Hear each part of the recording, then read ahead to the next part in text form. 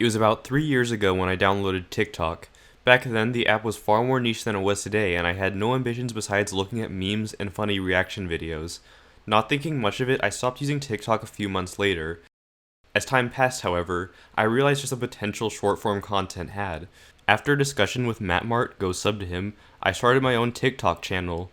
Now, I've heard getting big on the platform was easy, but my expectations weren't as much met as they were surpassed. And here I am now with over 400k followers. In this video, I'm going to show all of you how I was able to achieve what I achieved and show the different strategies I used, as well as answer whether you should be making TikTok videos in the first place. Finally, while I believe what I've done is replicable, I also think there's a lot of innovations to be made, and I'd love to see other types of content on TikTok besides gameplays.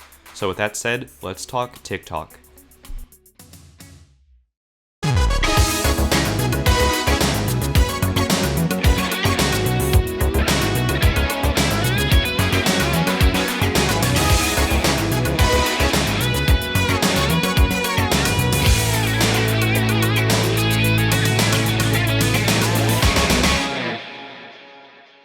Before I posted anything on TikTok, I needed to know what to post and what would work on the platform.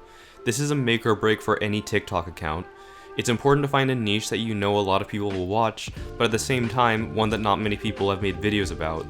On one hand, it's hard to become famous with dance videos, unless if your name is Bella Porch or Charlie D'Amelio, because while it makes up a large percentage of views on TikTok, there are just so many of them. If your goal is to become the next Charlie D'Amelio, good luck, because there are millions of people who want to do the same thing, and you'll have to stand out against all of them.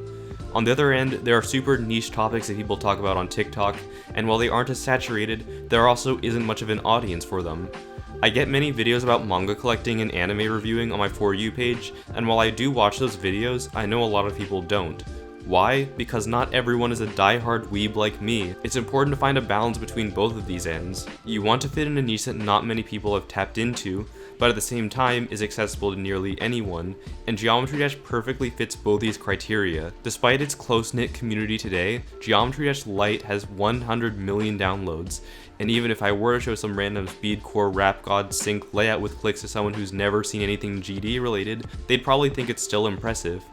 Additionally, many people in my comments have said that watching my content was nostalgic, because so many people played Geometry Dash during its peak. There's still barely any GD content creators right now, and it's a niche that's just waiting to be filled.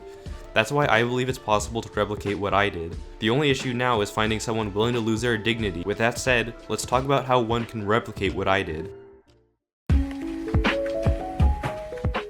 There are two main topics I wanted to cover, the algorithm and the people themselves. I wanted to start with the algorithm because if I'm being honest, I have no clue how the algorithm works and I probably never will. The stuff that becomes famous on TikTok is seemingly random. No TikToker's profile illustrates this as much as Junia1Go. If you've seen one of his videos, you've seen them all. There's videos of him snorting liquids, punching things, and trying to drink Mentos and cola. I know, comedy, am I right? Despite this consistency, some of his videos go stupid viral, yet others struggle to reach 2 million. Now, just a forewarning, getting that momentum to get yourself off the ground is usually the hardest part of one's TikTok career. I got super lucky and got myself off the ground with the 7th video I made, but it's usually way more for most people. With that said, people who keep constantly posting videos on TikTok will someday get a viral hit, and once that happens, it becomes infinitely easier to post more viral content. Ever stumble across a funny TikTok video and wonder why that person's posting, only for it to be the exact same joke every single time? Yeah, repetition is important. It is common for one gimmick to carry an entire TikTok career. If you found a song or a gimmick that went viral, chances were that if you were to post that same song or gimmick, it would receive a similar amount of attention. One example was when I played the level You've Been Trolled in GD, and I totally didn't post it because I saw other people playing it on TikTok. It totally has nothing to do with this Spanish guy whose name I can't pronounce. This video currently has 30 million views and 4.2 million likes, making it the most liked Geometry Dash related video on TikTok. All I had to do afterwards was post more videos with that exact same song, all of which surpassed 3 million views. I felt like I did something illegal.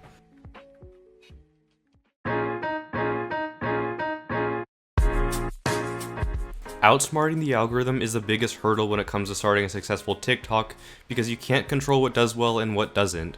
What you can control, however, is keeping your viewers engaged. The more people that are engaged with the video, the more it'll get fed to more people. After all, TikTok is a unique platform because there's no browsing. The algorithm is what decides what videos go to certain people, and its main goal is feeding the most engaging content to the viewers. Going back to accessibility, you need to make sure to let the viewers know what's going on. As I've said earlier, you need to know who your target audience is. While a lot of my audience does consist of Geometry Dash players, you can't assume anything about who's watching your videos. You need to dumb it down as much as possible so even the biggest of monkey brains can understand what's going on. The first way I was able to do this was to add a big mouse cam, so that the viewer can see what clicks correspond to which actions in the game. The second way was just to play levels that seemed interesting to the average viewer. The average viewer doesn't know anything about creating standards in Geometry Dash. There's a reason why this is how hard blank really is videos do so well on YouTube. Because many demon levels today are so over-decorated, it's hard for the average viewer to see what's going on, even with a mouse cam. Because of this, most of the videos that I made that blew up either have relatively simple visuals or have no attempt at all for visuals. Now before getting myself any further, I think it's important for all of you to know that I don't consider myself to be that good at the game. This becomes a surprise to anyone who came from my TikTok, but I genuinely believe I am not that good. With that said, I don't think it requires much skill to become a successful TikToker, as long as you're able to figure out what's not necessarily difficult, but perceived to be difficult. Certain concepts are perceived to be harder to grasp for the average viewer. I saw a great video by Etienne about how YouTube viewers perceive difficulty in rhythm games, and some of the principles he discussed in his video apply here. While casuals flock towards levels with high notes per second in rhythm games since it's such an easy concept to comprehend, I've noticed that TikTok viewers tend to take a liking to GD levels with high clicks per second. One of my most viewed TikTok videos is just that, me playing the beginning of Rush E, which requires jitter clicking.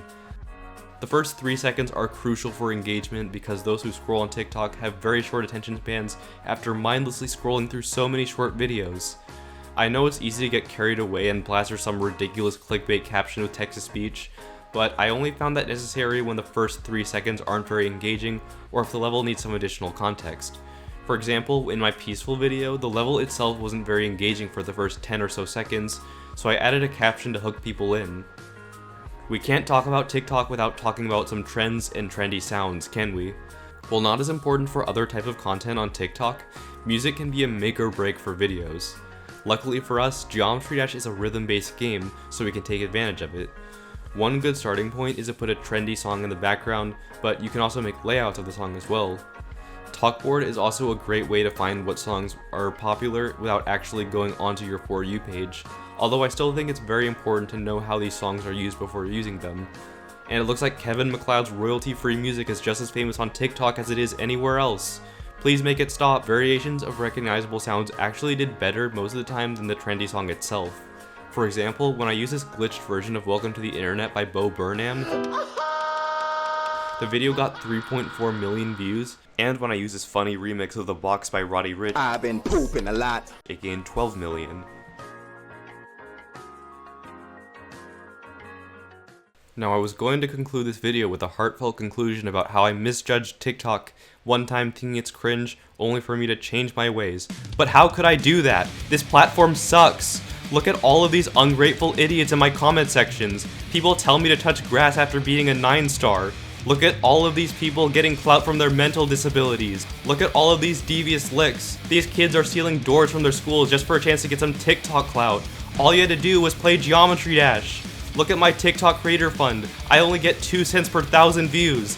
Look at Bella Porch. She got famous by bobbing her head, and now she's big in the music industry. And we're totally not gonna pretend like every single Musical.ly video still exists here. That haunts me in my sleep. Why is this a TikTok trend? If you know, you know. Why am I so addicted? I have an hour time limit on my phone, and even then, I spend more time scrolling through TikTok on my computer. As you can probably tell, I'm still not a fan of TikTok and short-form content.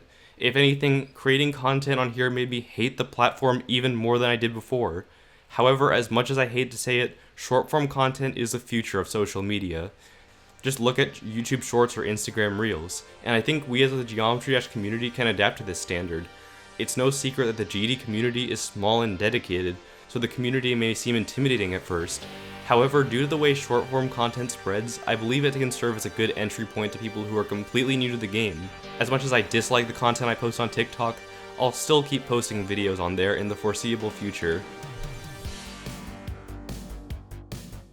Thank you everyone for making it to the end of this video. Before I end this video off, I wanted to announce I have a new Discord server. The old one got hacked, so we completely rebranded. Link will be in the description. Also, I have a new Twitter account because my old one got suspended. My username is HerobrineCraft with a 1, and I'm very active there, so if you want to keep in touch with me, that's the best place to do it. It's been forever since I've made a video, so it feels really good to get this video out. I'm definitely becoming a lot more active as of late, and if you haven't seen my latest upload, I've returned to level creating. Tidal Wave recently got a rate, which is still insane to me. I might make more creating walkthroughs in the future, but unlike before, making sure the levels I make are quality will be first in priority. If you enjoyed this video, feel free to subscribe, and as always guys, this is Floroni signing out.